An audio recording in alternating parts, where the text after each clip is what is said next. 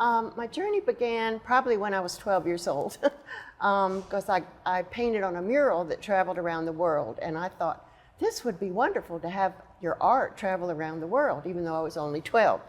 But when I went to college, University of Georgia, it was either be an artist full-time or go into some kind of medical career. And I didn't think art would be a good career because I didn't know if I could make enough money at it. So I ended up going to medical technologist school and getting my medical technologist certificate, certification, and worked in hospitals, in laboratories, and in research most of my working life. When I retired in 1999, my second husband and I had moved up here to Gainesville, and he had a houseboat on Lake Lanier. And so I thought, this is great because I love to paint water scenes. That's been my love. Beaches, boats, anything marine related. You know, when you say marine, it's not the military marine, it's painting of water and boats and ships. Because I had entered a Mystic International show in 1988 and 89 and had gotten accepted to this international show, and I went to the reception and saw all these incredible artists painting the most incredible water scenes in oil and acrylics and watercolor, and I thought, that's what I want to do the rest of my life, is paint water scenes.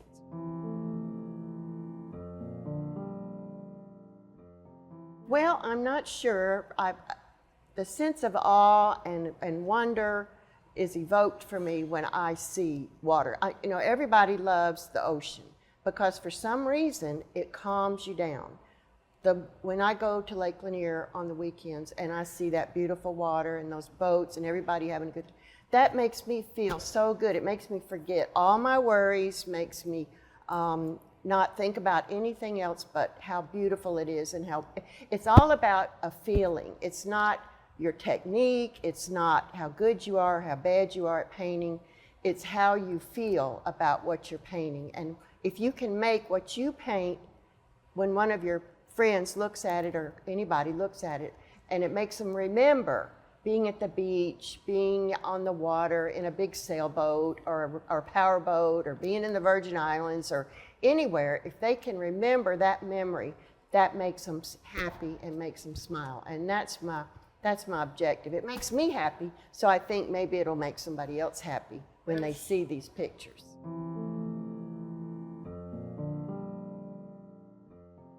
It convinced me when I was up in Mystic, Connecticut at the Mystic Seaport Museum, and I saw all these other artists that were painting the way I love to paint. The scenes realism, it's not abstract, it's realism. And that's what I liked, that's what I wanted to do. And so a lot of them had the initials ASMA after their name. And so I asked one of them, I said, what does that stand for? And they said, American Society of Marine Artists.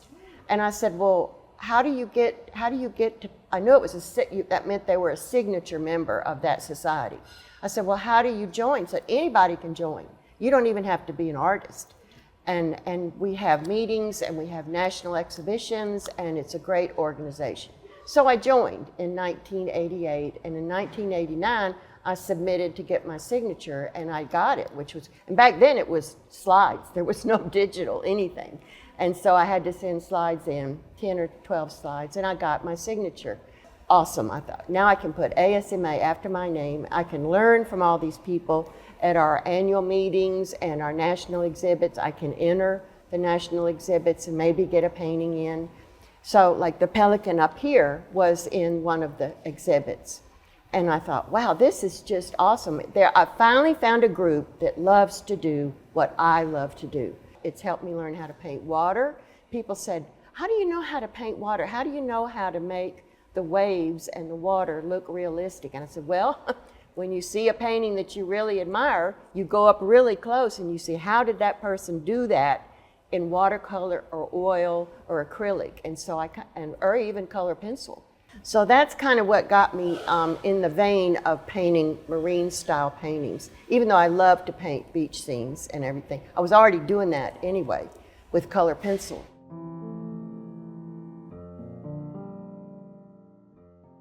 Pineapple Willie's, I don't know if you've ever been to Pineapple Willie's in Panama City. I don't even know if it's still there or not. But I did a color pencil of it, and it got a first place at the Atlanta Artist Center, and that was my first place. And I thought, okay, I'm finally doing something right. And it was at Sunset, Pineapple Willie's at Sunset, like from the 7th floor of the hotel next to it, looking down on it, you know. So, and the guy that owned Pineapple Willie's, he wanted to make postcards of it, that image. And so he was handing them out with every drink. He'd give them a postcard with my name on it. I thought, wow, this is awesome.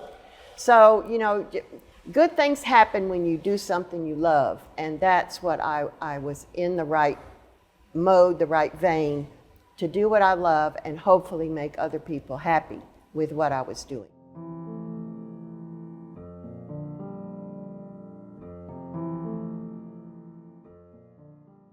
Lake Lanier, I've known about it since I was a child because I grew up in Atlanta, and we used to come to Lake Lanier with my dad's boat, but I didn't really get that enamored with it and that in love with it until I moved up here in 1995.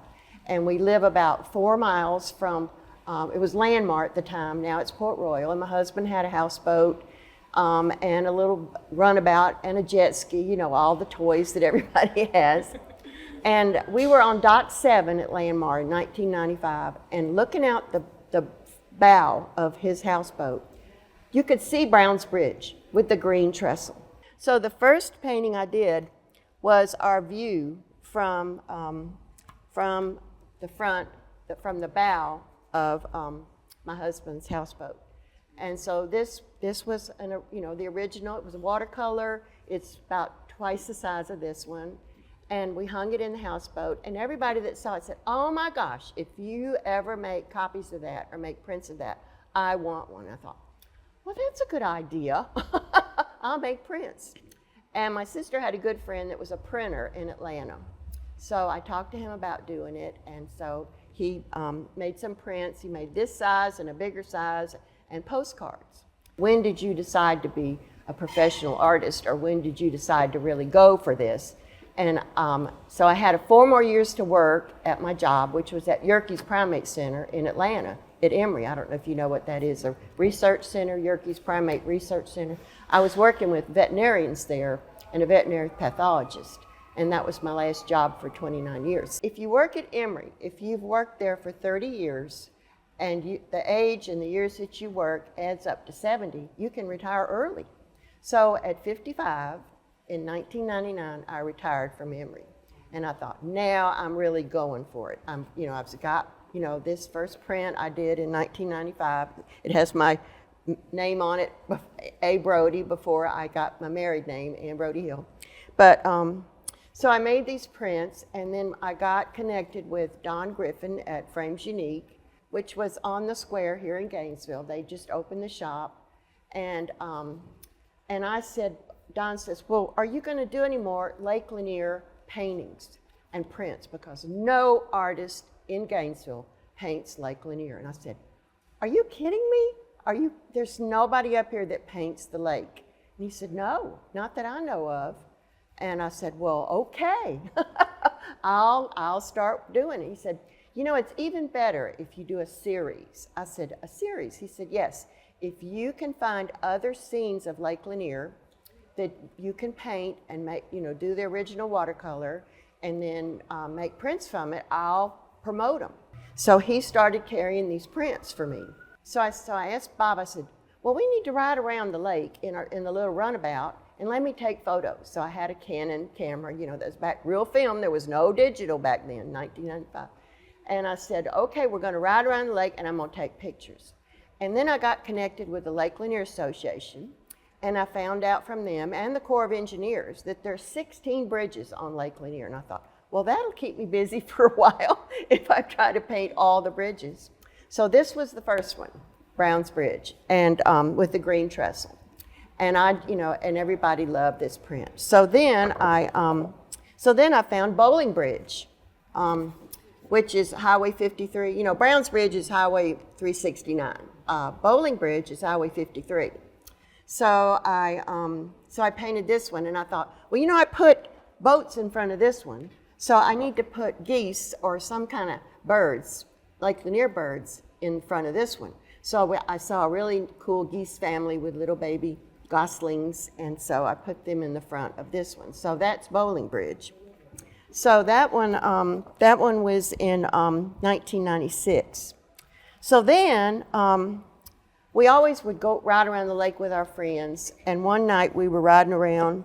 The sun was setting, and there was a sailboat coming toward us, and I always carry my camera everywhere we go. And I said, "Stop the boat. I have got to take a picture of the sunset and that sailboat."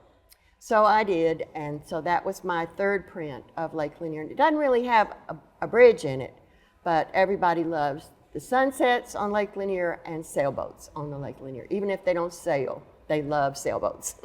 So that was my third one. And then I found out about Clark's Bridge, after I was riding around. I said, well, what the heck is that?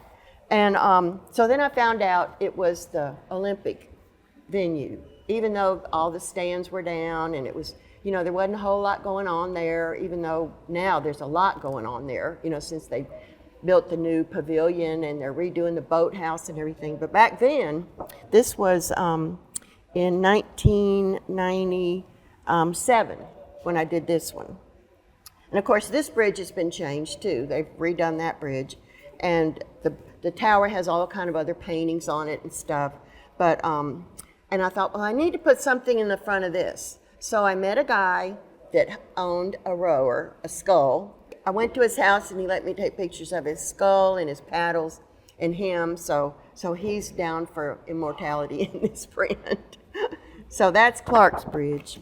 So then we started looking around some more, and I noticed when we went under a bridge, going to Clark's Bridge, it was a real high bridge like this. And it was Longstreet Bridge, which is named for General Longstreet. So I thought, well, that's a really cool bridge. It's really high up in the air. So what am I going to put in front of this? Well, near the bridge, not in this exact position, was a couple of guys fishing. And I thought, well, I'll take a picture of them. Maybe I can put them in the front. And then I thought, my husband always talks about when you're fishing on Lake Lanier, you're always looking for Mr. Big, the biggest bass. You're always wanting to catch them. And it's funny when they jump right behind the boat when the guys are looking the other way.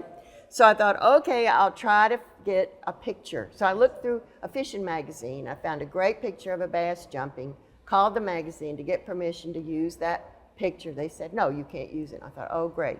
So I got my friend that has a lot of mounted bass in his home. I said, can I borrow one of your bass? So I borrowed it, laid it on my sidewalk at my house, took pictures of it, and then put it in there like jumping out of the water. I mean, you go through a lot of stuff when you want to get the picture right, and you talk about research and all that. So it was all about making sure I got some fishermen.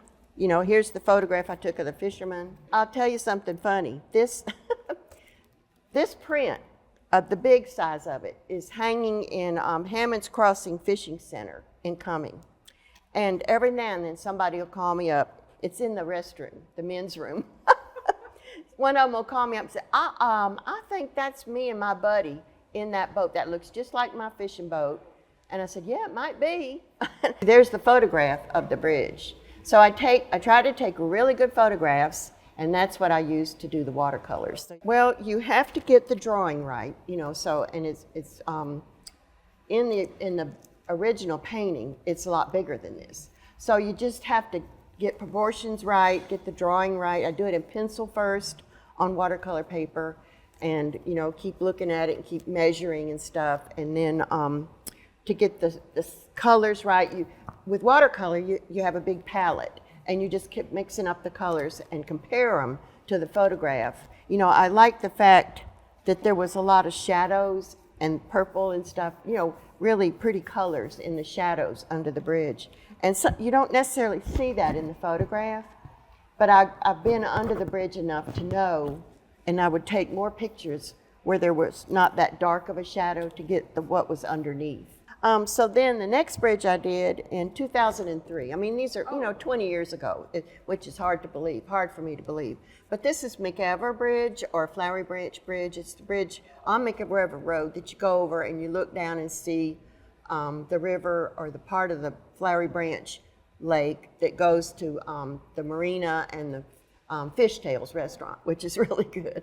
So in front of that, I wanted to put I had some photographs of the bridge. Here's the photograph I used to do the bridge. And then I saw a man, a daddy and his little kid fishing on the rock. So I thought, oh, that'd be cute to put them in there. And then the baby ducks, the mama mallard and the baby ducks. I love seeing the baby ducks in the spring. It's all about taking hundreds of pictures, fitting them into your painting, trying to get, I don't know if you can see the waves in the painting. That's from our boat, so that makes water more interesting when you can put the waves, the dark and the light, and the water, the color of the water is not really blue. It just reflects the sky. And there's lots of other colors in the water, from the tree reflections and the rock reflections. You have to really look at things good and hard to see what colors you need to use for that. So that was the McEver Bridge. So then the last bridge I did was 2 Mile Creek Bridge, which is real close to my house where I live, and I go over it almost every day. And I've always wanted to do a bridge at sunset with a boat with fishermen underneath fishing with his lights in the water. So I already had a picture of that. Here's the photo with lights, okay, fishing under the bridge. He wasn't really under the bridge in that photograph, but I put him under the bridge.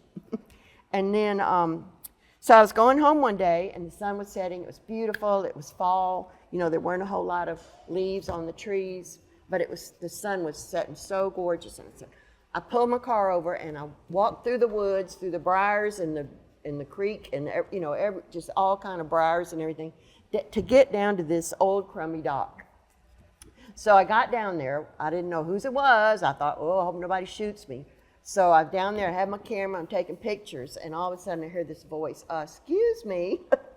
And I turned around and it was the son of the owner of this property. And I told him who I was and what I was doing. And I said, if it turns out, I'll give you one of the prints, because I love this view, I love this scene, I love being at sunset. And would you please let me come back a few more times to take more pictures? But the first picture I took, the first photograph I took, looked just like this. There was 2 fishing poles, the chair, the lights shining in the water, and the flag windsock was there. And I thought, how perfect can this be? And an old beat up dock, old beat up roof, and I just learned to put orange and purple together. They make it vibrate, so I put some orange and purple in there, which that wasn't in the photograph. I know, but doesn't it look cool? And so when I was working on this, Don Griffin said, that is so ugly. Nobody's going to buy that print. And I said, but Don, it's beautiful. And people remember fish sitting on their grandpa's dock fishing. He says, I don't know.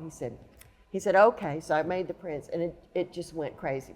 My friend called me up and says, oh my gosh, that reminds me of being on my grandpa's dock. It's old beat up dock, sitting in an old lawn chair fishing.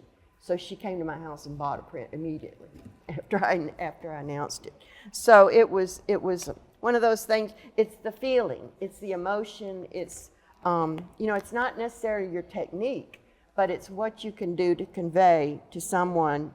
Here's some of the pictures that I took to use. See, and it's kind of flat. There's not a lot of color, so you have to add all the color. And the good thing about doing something that helps people remember memories is when you put a lot of other colors in there that you remember, it's called visual memory. And I've been doing a lot more of that lately, trying to add more information to my visual memory. And even though this has a lot of color in it, I'm sure that was from visual memory that I saw, and somehow it came from my brain to my hand and got it down, not just from the photograph.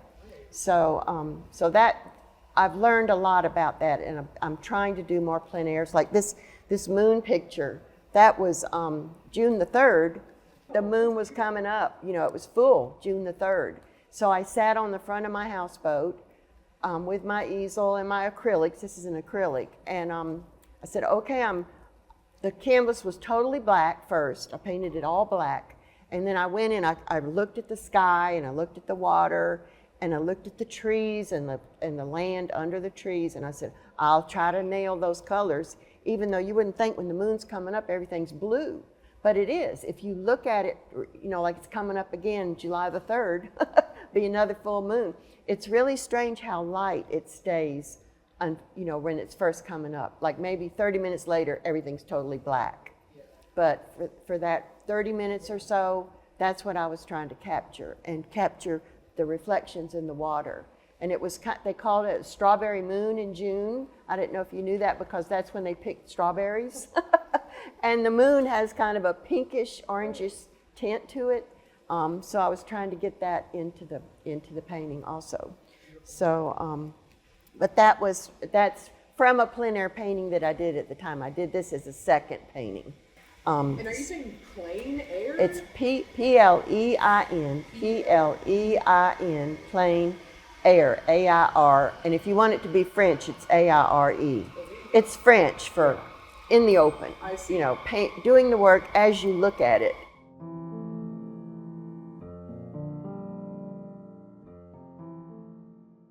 Well, a lot of people think watercolors, a lot of people think it's a really hard medium to learn to use. But I've always loved it. I learned how to use it back in the early 80s from another artist that was a great one. I went to Pawleys Island every spring with him, and he taught me how to use watercolors, how to mix it, how to make it darker, how to make it lighter, how to use Misket, where you put Misket on there to save the whites of the watercolor paper. I've taken a lot of workshops. I've read a ton of books about watercolor. Back then there was no YouTube. So you have to learn from books.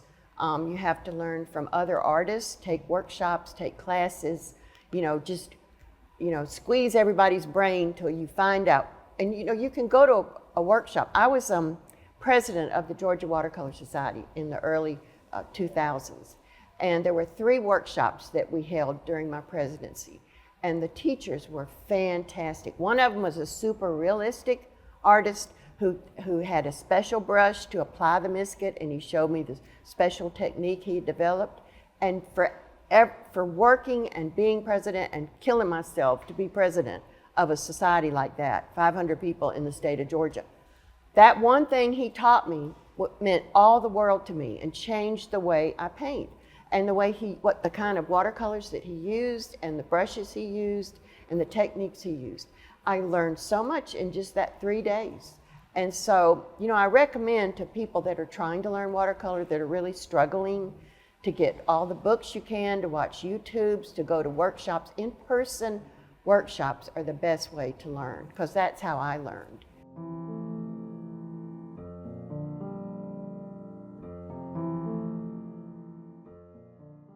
The biggest one that I did was in the year 2000, the millennials coming, right? So I thought, I have to do something really special for the year 2000.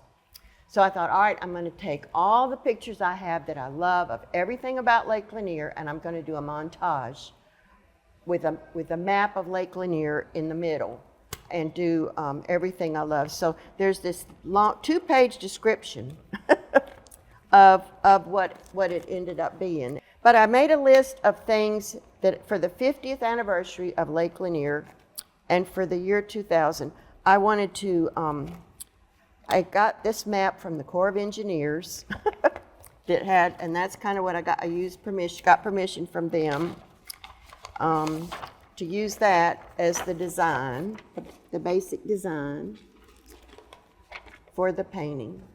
And it's on a full sheet of watercolor paper. It's real big. So I used that for the map. And then I got all my pictures of all my favorite things about the lake. So it ended up, I have like people on the beach, with the chairs. The houseboats pulled up to a beach. The sunset, of course. People swimming. At the lower, below the dam where it becomes the Chattahoochee River, people fly fish there. So I thought, okay, I went to a wooden boat show and took a picture of the little fly fish and people swimming, of course. My husband is in the print and some of my friends. And then I thought, all right, birds, I got to get the birds in there. So there's a heron in it, up at Clark's Bridge, the rowers. This is little teeny kingfisher in there. I didn't make it that small in the print. But then, of course, people canoeing, a daddy and a grandfather and a little kid in the canoe, the boats up at Clark's Bridge, a guy fishing with his little kid and his dog. I mean, it was, and then, of course, I had to get a bridge in there. So this is the Gainesville Bridge with a boat going under it, with somebody skiing. And then the poker run. Do y'all remember the poker run? It was a big deal back in those days. I'll go into that some more, but the fireworks at Lake Lanier Islands, these were all the boats waiting for the poker run. They decorate their boats up, they all dress like pirates. Oh, and then of course the sailboats. I had to get I had this great picture of these 3 sailboats. Oh, and then my grandkids, I had to get my grandkids in the picture. So there was a little dinghy that we had, and that's my grandson and my granddaughter. And this, a jet ski with a little girl with her dog on the jet ski. That was part of the poker run. So this is the final print. This is kind of how I began it. I had to do the lake first, and then I drew in all around all the things that I loved about the lake in watercolor. Draw them first in pencil, and then go back and start coloring them in with watercolor. So I told the Lake Lanier Association, they had a big meeting for the year 2000. I said, okay, for every print that sells, I'm going to give back $5 to the Lake Lanier Association. So I sent them checks every now and then. I don't know if you know, the Lake Lanier Association has different groups. They have like the group that tests the water. They have a group that promotes keeping the lake clean and safe. And then they have another, it's called the Walden Pond Group, or the Walden Group, which are artists or poets or writers or people that do music, the arts part. And so I kind of told them that was what I wanted to be part of. And anytime they needed prints or note cards or postcards, I was very willing to just give them part of what I had to help promote the lake. So we've kind of had a symbiotic relationship going forward. So it's good if I can get involved with the different organizations that have a lot to do with the lake. One of the people that taught me from the American Society of Marine Artists, his most important thing when you do a painting is visual memory.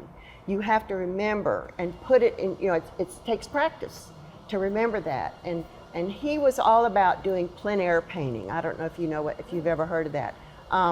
Claude Monet did that, NEGAHC did that, where they went out, Monet was out with his big easel by the lily pond painting these huge canvases while he's looking at it, getting the colors and all, and that is so important, and that's how you get your visual memory going if you paint in plein air. It's French for in the open, doing the work as you look at it, and it's gone like gangbusters. There's an artist, he's an artist now, but he's also a publisher of Plein Air Magazine and Fine Art Connoisseur Magazine. So every day at noon on YouTube, on Streamline Publishing YouTube, he would have an artist come in and for 30 minutes talk about how they painted.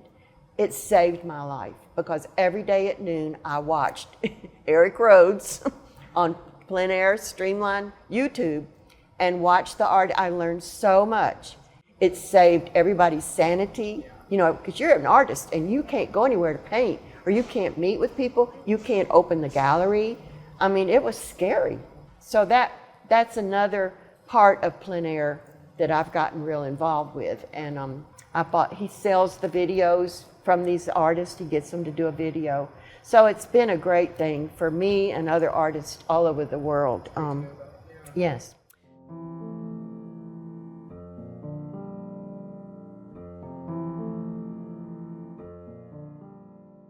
I don't know if you knew about the, in June 17th, 1957, the first power was generated at Beaufort Dam. I don't know if y'all knew that because you're history people. So in July 4th, 1957, Holiday Marina opened. October 8th, 1957, the dignitaries dedicated Buford Dam. So in 2007, that was the 50th anniversary of Lake Lanier. So 2007, Pam Keene, my buddy that writes for Lakeside, and Alan Hope, they were real involved with this committee, the Lake Lanier 50th Anniversary Committee. So they asked me to do a special print to commemorate it. So I ended up doing this print here. So it's got, you know, all the sponsors, all the things I love about the lake, and I went over this with Pam and the committee and told them what I thought I should put in the print, and they all said, yeah, that'd be great. You know, it's a big sailboat in the middle.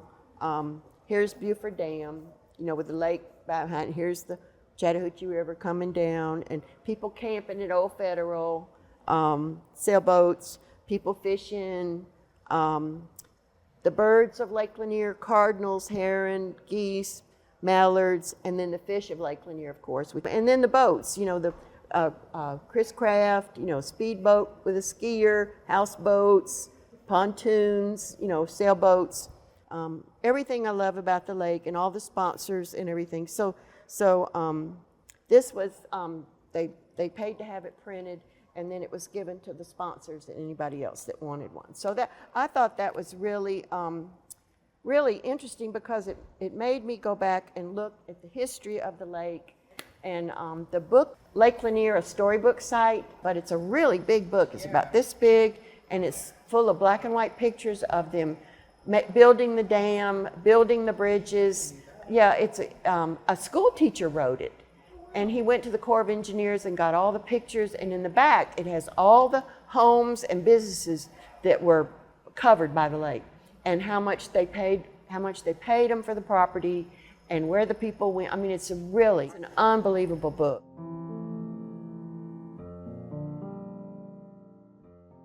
In 2005, I'm kind of going back a little bit.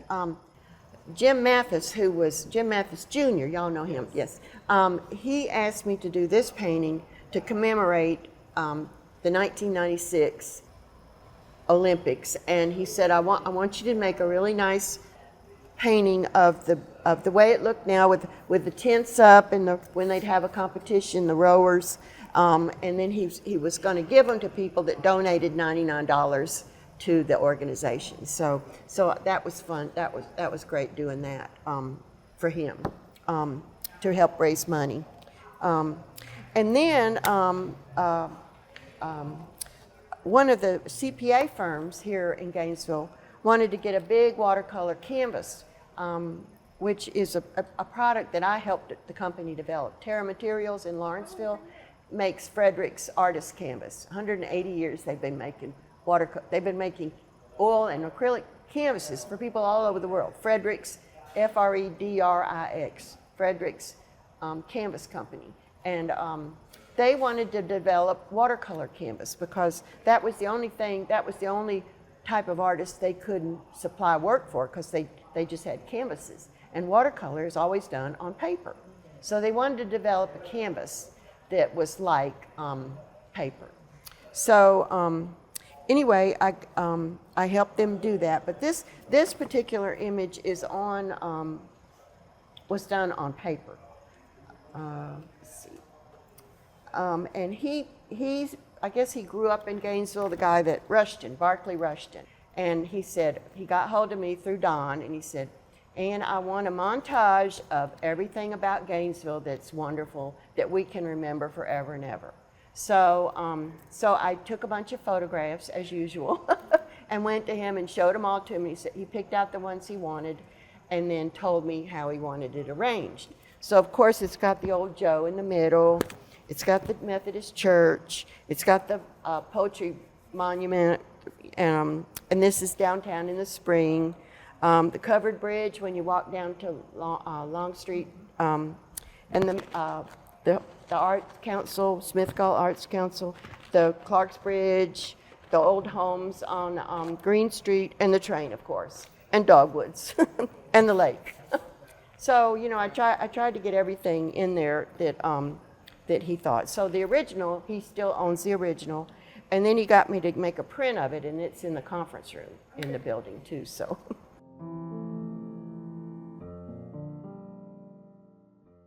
So, you know, I try to get involved with everybody that wants to do something special. So in 2003, the poker run that y'all didn't know about, 2003, that was 20 years ago, it was the 10th anniversary. So I told Barclay Geib, G-E-I-B, I said, I'll do a special painting just for this.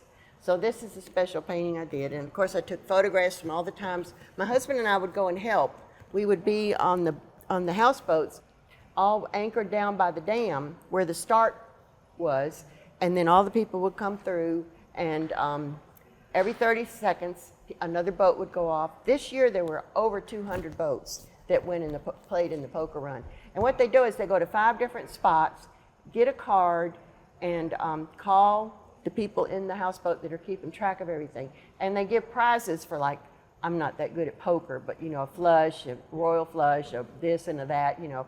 And the person that has the best hand and the best time running the route would win prizes. And so there's all kind of boats that are in it. Like I said, everybody, you know, dresses up. Here's the girl with her little dog. Remember I showed you the picture of that. All the other different, that's Barclay right there. So I left a space down here at the bottom where if people wanted me to, they got this free, they got the print free, but for another $100, I'd paint their boat in this little place right here, which would sound like a great idea. It took me 2 years to get it done because I didn't have a digital camera. I had a 36 roll film, so every 36 boats I had to change film, and so I missed a few boats, and I'd have to call the people up. Do you have a picture of your boat? Because I don't have it, if you want it in here. So, and Barclay has the original, and it's a lot bigger than this. It's a full sheet, and I painted, he was owner of Towboat US then, so I have his towboat painted in here in the bottom of this. So you know, and here's the dam, you know. So a lot, you know, sometimes you have these great ideas and then you wish, why did I do that? This was one of those, why did I do that? You know, because I thought, oh my gosh, I'll never get this done. It took forever. It took forever. So here's, I don't know, it's kind of little, but here's the original with Barclay's towboat in the bottom. Yeah, yeah. So, you know, it was fun because some of the boats were really wild and crazy. Like, here's the photograph, and here's the boat in the print. Here's the photograph, and here's the boat in the print. So, it took me forever to get it done. but you know, it was fun. I got to know a lot of people that I didn't know before. So anyway, so that's most of my Lake Lanier stuff. So now we can talk about the city print.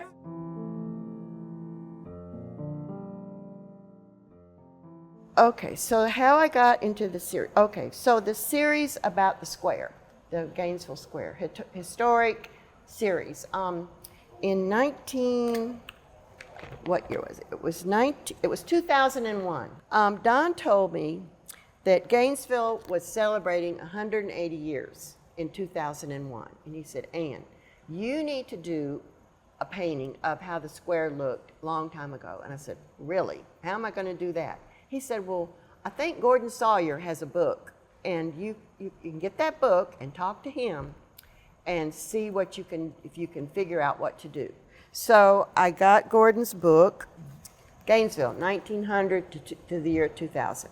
And he was real big at the Quinlan, so I'd see him at the Quinlan. And I said, Gordon, I need your book. I probably got it at the History Center or at the bookstore or something.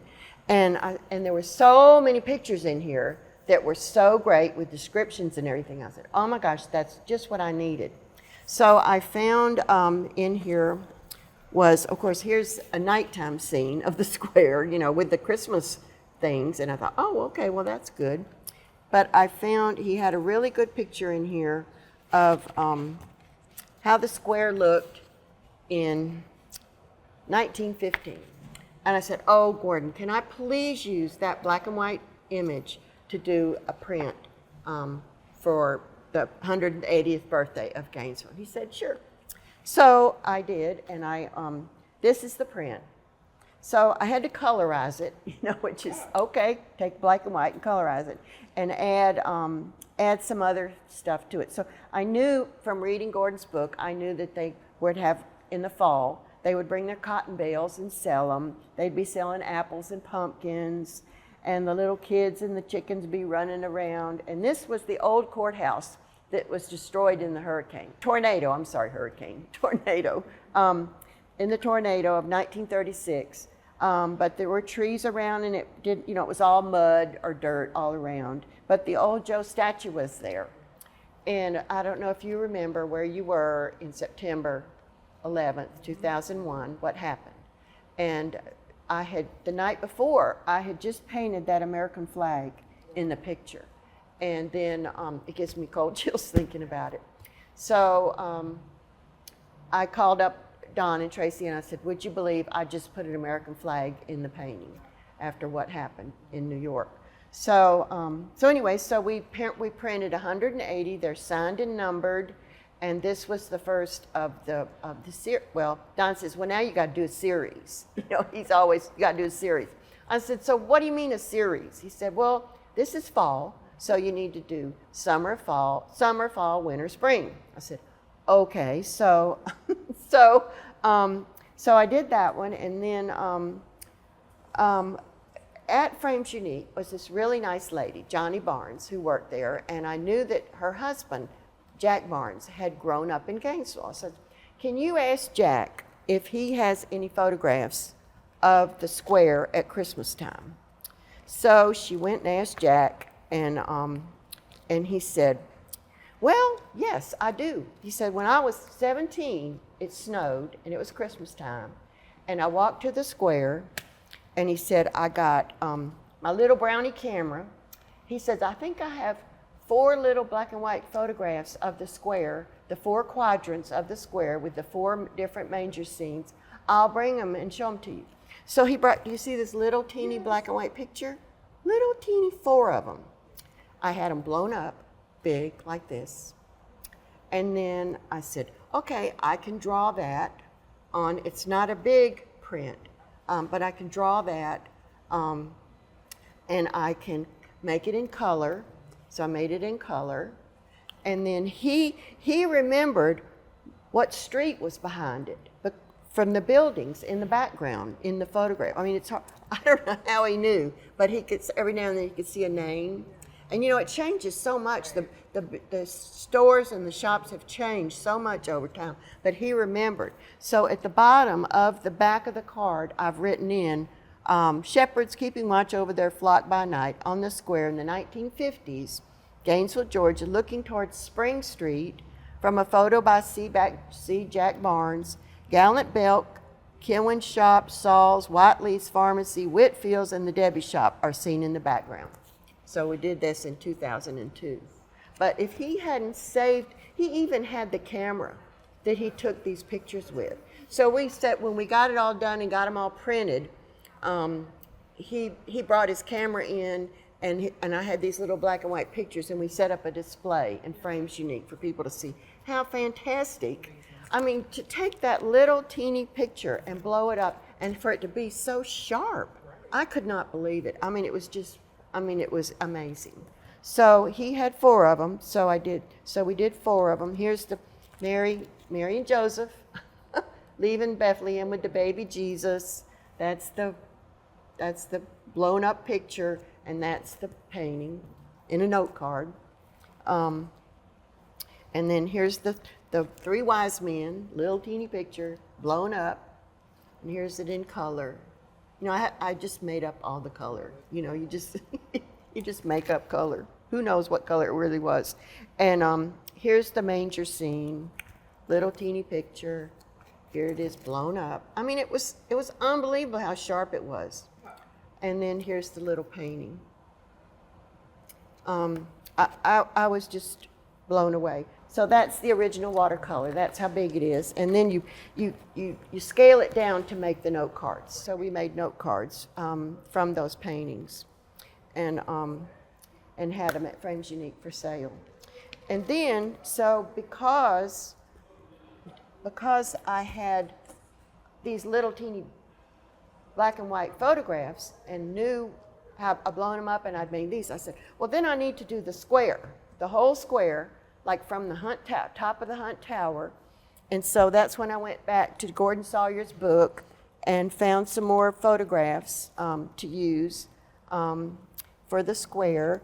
And Jack Barnes figured out where everything was from this funny little photograph in the front of Gordon's book at night. And, you know, that funny little, where's that funny little picture? Black and white. It's at nighttime, at Christmas. There they are. I don't know if you can see them. There's the camels right there and the shepherds. I mean, it's just, so because I had this, I figured out how to draw this and I think I used a daytime photograph from another one of Gordon's books because, you know, there's the courthouse and all these shops. Though that used to be a big park, they tore all those down to make a parking lot for the Mountain Center. So these were eventually torn down. And I found some other pictures in some of Gordon's, how they used to decorate the lamppost and put trees up. So of course I had to put the Bethlehem Star in it. And then I because Jack Barnes knew what street was behind each one of these scenes, I could put them in the right place and put the little family walking down. But you know, it takes, you know, when you work at the History Center, I'm sure it's all about research. It's all about how were things done, what do they look like, who did it, you know, who, what, when, and where, right? So because of that, I was able to, you know, use Gordon's book and talk to people and get all that information and try to figure out how to get it in there. So then that's fall, that's winter, okay? So then I said, okay, I got to do spring. So what happened in the spring in Gainesville? The Poetry Festival Parade in the 1950s. We're still in the 1950s, but you know, it's back when, you know, poetry was big in the 40s and 50s and 60s. And you know, I knew Jessie Jewell Parkway. Okay, Jessie Jewell. I remembered from being a little girl, growing up in Atlanta, and my mom would buy packages of Jessie Jewell's frozen, fresh fried chicken, and just throw it out in the oven, and you have fried chicken.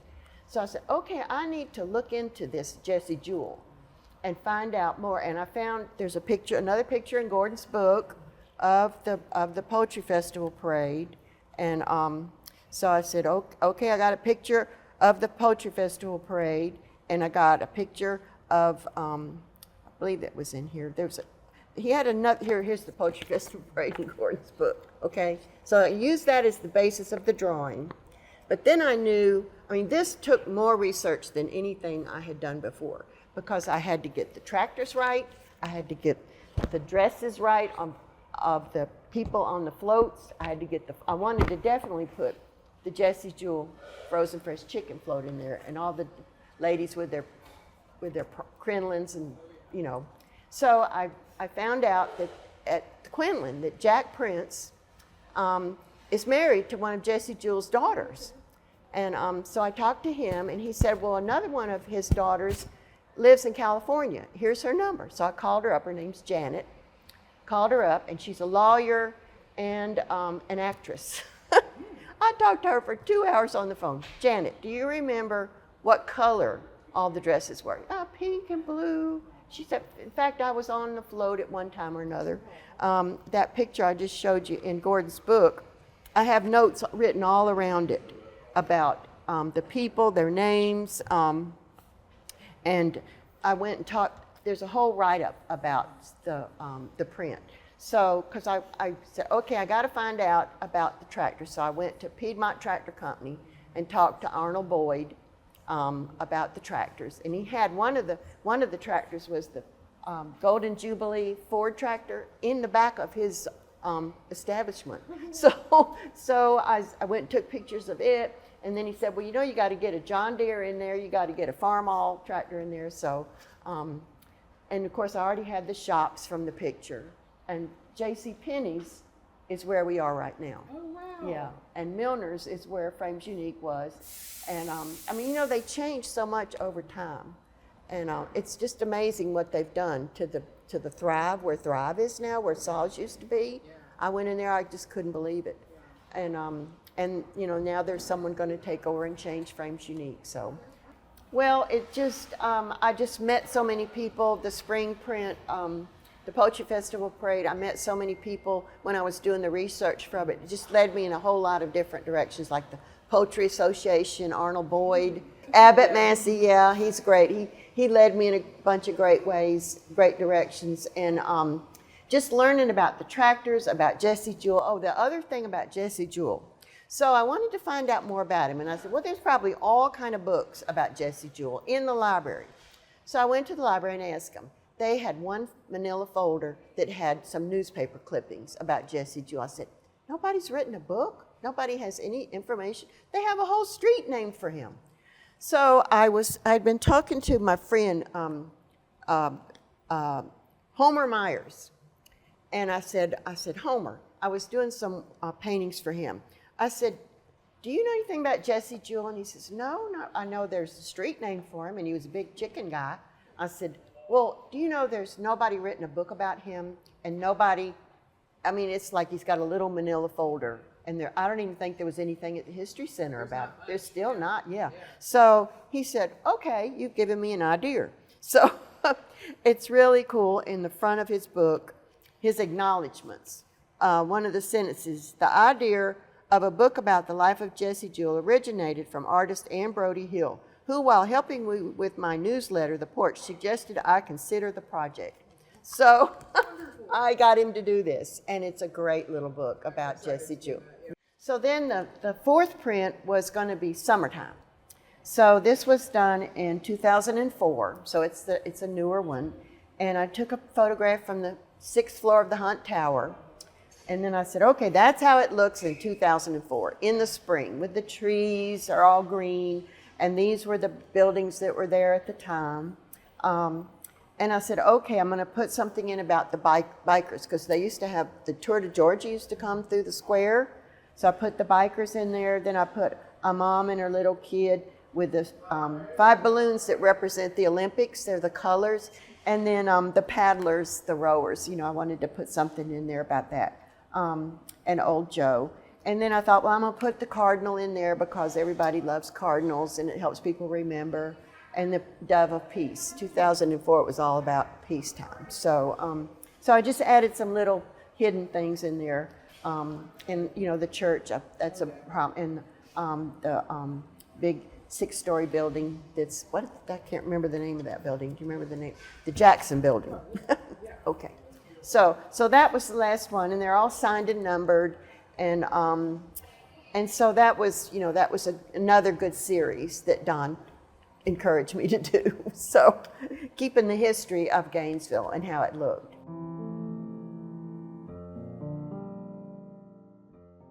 Doing all this research for doing these prints and the bridges has led me to think about how things were in the past and to remember things in the how they are now. Because things change so much. I mean, look how much the square has changed just in the last 2 or 3 years. I mean, it's amazing, this beautiful building, the Renaissance building, and the beautiful Marriott coming up. All of a sudden, and the bridge, you know, the bridge was the bridge to nowhere. Now it goes to these beautiful apartment buildings. And so much has changed, and if you don't keep a record, a written and a picture record, or a painting record of how things were, you know, how are people going to remember? You know, like 50 years from now, I won't be here, but all my work will still be for people to remember how Gainesville was and how it used to be and how great the lake is and should always. It helps people keep things in perspective and take care of things. That's why the Lake Lanier Association is so important to me. And I got to know the Corps of Engineer people very well. Like Topper was the head of the Corps of Engineers, and I got to be good friends with him. I gave him a couple of paintings when he retired, and he took Bob and I, my husband, all through the dam where all the big, huge turbines are. When they had them all apart, he showed us all that, and then he took us up through the rock. and up the elevator where all the rock is, where they drilled through the rock to make the spillway. It was so interesting. I mean, whenever else would anybody ever get that chance if you didn't participate in things to help people appreciate the dam, appreciate the lake, and want to take care of it forever and ever. And you know, I would give nothing. I would give $1 million to repeat all of that experience again, because it meant so much to me. And you make images of those experiences. It helps people think about and remember what you did and why you did it. So, you know, and also at the beginning in 2002, someone said, well, Ann, you're doing all this other work about Lake Lanier. How about holiday cards? And I said, that's a great idea. So I started doing, every year I would come out with a holiday card. So the first one was the Santa windsock hanging off the back of our cruiser. We had a cruiser at the time. So, you know, it's a Santa windsock. This is our cruiser. So, you know, the photograph, you know, you have to make it, not everything's not yellow. You have to make it white. So those are the photographs, and that's the card. So that was the first one. And then I thought, well, you know, there's a great, I love lighthouses. So there's a great lighthouse in Aqualand out on the end of this breakwater. So I took a picture of the old Chris Craft pulling a little dinghy with a Christmas tree in it. So that was another Christmas card. So then the next year was a number 10 envelope of boat parades. You know, they have great boat parades every year at the lake. So I took a bunch of photographs and combined them and made them all be with lights and Christmassy, and put them in this. And I sold out of all these cards. I don't have any of these left.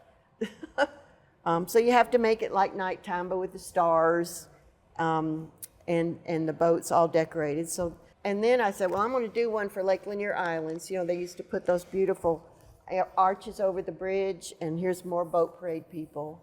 And then I did our marina when they built that floating lighthouse and restaurant and store at our marina with some of our little boats that we see at our marina. So that was for the Port Royal Marina.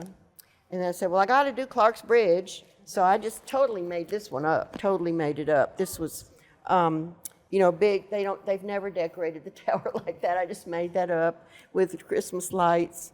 And then I thought, okay, so there's Frosty the Snowman in a single kayak, and then there's 8 reindeer and Santa in an 8-man skull, and then the canoe, there's 2 elves in the canoe. So I thought, okay, I'm making a little joke here, but that's for the Clark's Bridge. And then another one I did was another boat parade, because I'd find photographs that Alan Hope took for his newspaper. And I said, oh, Alan, can I use that photograph you took of the person that made a huge lighted angel on his sailboat and put it in the boat parade? So, and you know, the sky will actually look like that at twilight with all the colors in the sky. So it just takes a lot of work and combination and trying to figure out what somebody can remember about the lake and what's happening at the lake and what's beautiful about the lake. To me, it's all about, like we said, who, what, when, and where, and combining it all. So it's been a great journey, and I'm still, you know, you said, what is my next project? Well, my next project is always the next painting. And so I'm always doing things for my grandkids. I just did some little note cards for my granddaughter who just got engaged. If you put a black and white picture on Instagram, I'm going to print it out, and I'm going to make a watercolor note card of it. So that's what I did for my granddaughter for getting engaged. But I have, on the easel right now, I have a big drawing of my grandson at his marriage a year ago, a beautiful outdoor wedding, you know, with the tree behind it and her beautiful dress and everything. So, you know, I've always got something to do, and there's never enough hours in the day.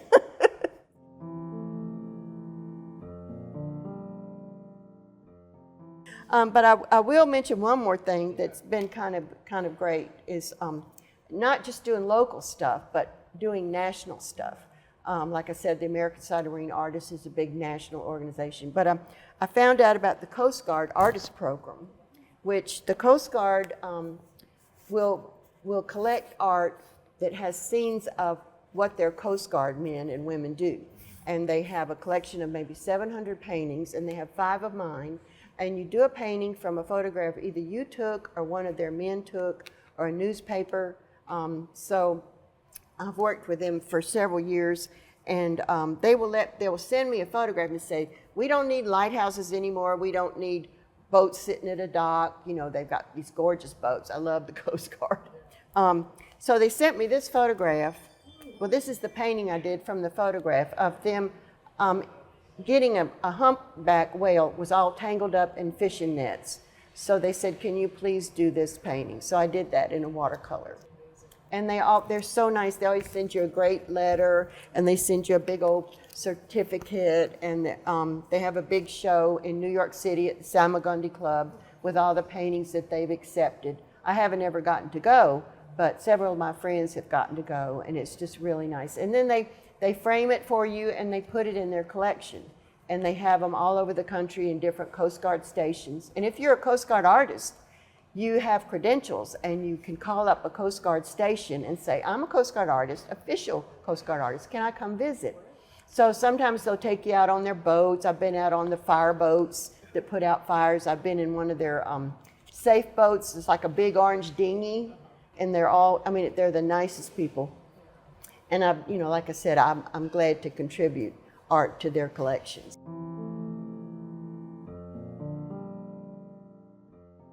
They all are very nostalgic about it. You know, they remember the Christmas scenes, they remember the Poetry Festival parades, and the good thing is they can show these to their children and grandchildren and say, this is how it used to be, and I know they don't have the Poetry Festival parades anymore, but they do have the Christmas parade coming down Green Street, and the traditions like that, people love it when you can tell them about how it used to be and how things used to look, and it makes them appreciate what they have now better than if you just go along in life and don't try to think about anything but the present. You got to remember the past and to make the future work. I've just been really fortunate and met so many wonderful people in Gainesville. I grew up in Atlanta, so I know a lot about Atlanta. But I love Gainesville. I love the people here. I've met so many wonderful people, and the History Center is such a great part of it.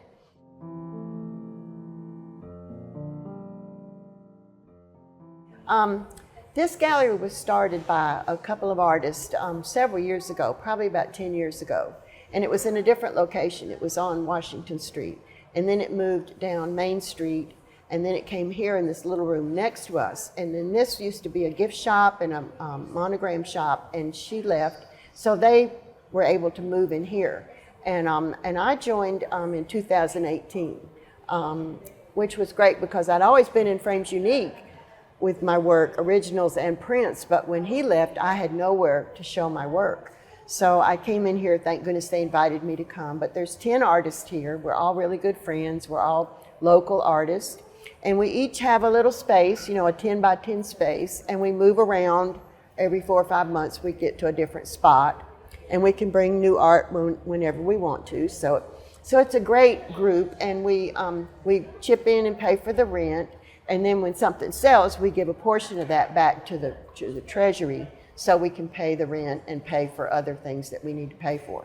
So it's a great group. We have receptions 3 times a year where we have a little party and have refreshments that we all bring and show new work. So it's a great group of girls. And most of us are members at the Quinlan, and most of us have had work at the Quinlan. Some of my prints are at the Quinlan, and so that's still big a part of all our lives. I think Joyce Horner used to be president of the board, and Paula was on the board for a while. I was on the board for a while.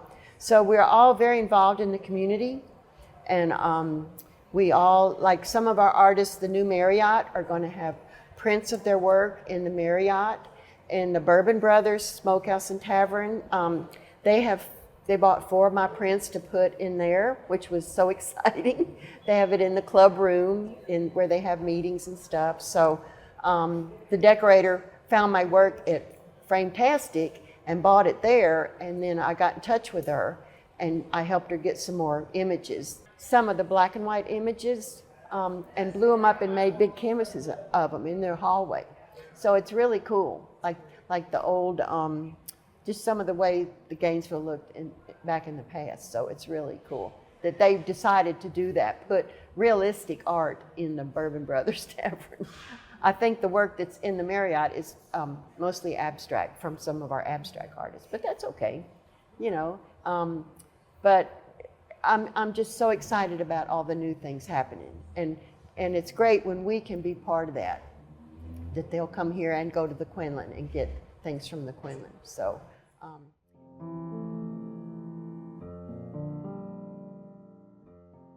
One of the biggest thrills of my life was getting in this book. This is Splash Retrospective, 20 years of watercolor art. And I had been in Splash 7, and the editor of these books, they come out every so often, every 2 or 3 years they come out with a new Splash. I think they're on 14 or 15 now, number 14 or 15.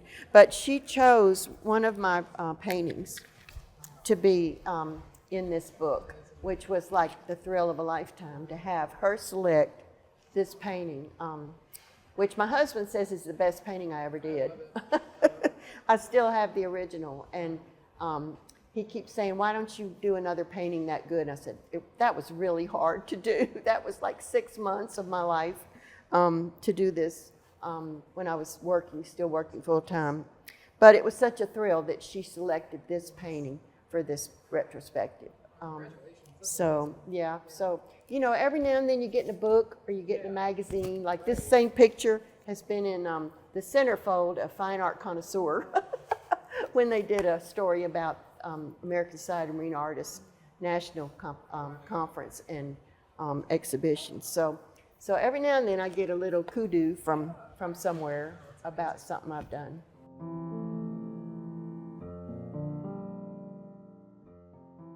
Well, no, I just thank you so much for giving me this opportunity to talk about my art, because I need to write a book, and I need to have images in the book of all of these with the background of all of them, because people can look at these pictures and they might recognize something in the picture, or they might recognize the spot, or they might recognize the bridge, but all these bridges are new now. They took down Browns Bridge, they took down the green trestle from Browns Bridge and Bowling Bridge and just made them plain bridges. And I was so upset. And matter of fact, my husband and I went over in our pontoon boat up close when they were tearing down the last piece of Browns Bridge. And the guy on the barge waved us over like this. He said, would you like a piece of this bridge? I said, oh my God, I would love a piece of that bridge. So he gave me 2 little bolts that have the green paint on them. I thought, oh my gosh, this is just wonderful. I have a piece of my bridge. I feel like it's my bridge. And it's so funny because when he gave me the 2 bolts, I said, you know, I painted this bridge. And he probably thought, she was one of the ones up there with the green paint painting the bridge. And then you say you painted the bridge. Well, she painted the bridge. I know. I have to kind of kind of think about when I say I painted the bridge. I painted a picture of the bridge. I painted a painting of the bridge. And we're so glad you did. Yeah, right. I know. Because I have people come in for both of those trellis bridges and say, that's my bridge. I need that picture. Yes, well, they can come in here. I have all of them in here for sale. I have them at the Quinlan Visual Arts Center, and they're also at the little framing shop, Frametastic, across from Target. And they can also purchase them from my website, and BrodieHill.com.